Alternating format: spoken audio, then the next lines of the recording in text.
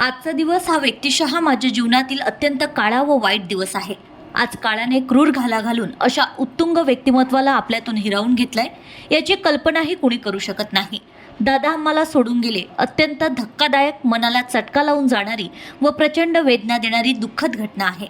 दादासारखा दमदार व कणखर लोकनेता आज काळाच्या पडद्याआड गेलाय। संघर्षातून, चळवळीतून घडलेलं सर्वसमावेशक नेतृत्व व कार्यकर्तृत्व आज शांत झालं। महाराष्ट्राचा बुलंद आवाज थांबलाय। स्पष्ट वक्ता, कार्यतत्पर, दिलदार मनाच्या दमदार नेत्याला आज देश मुकलाय।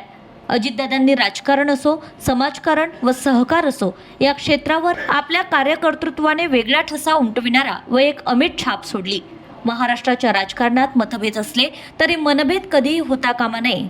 राजकारणाच्या पलीकडे जाऊन विकासाला नवी दिशा व गती देण्याचं स्वप्न सदैव मनी बाळगून त्यांच्यासाठी अहोरात्र झटणारा एक जनतेचा, हक्काचा व कामाचा माणूस आज आपल्यातून कायमचा निघून गेला।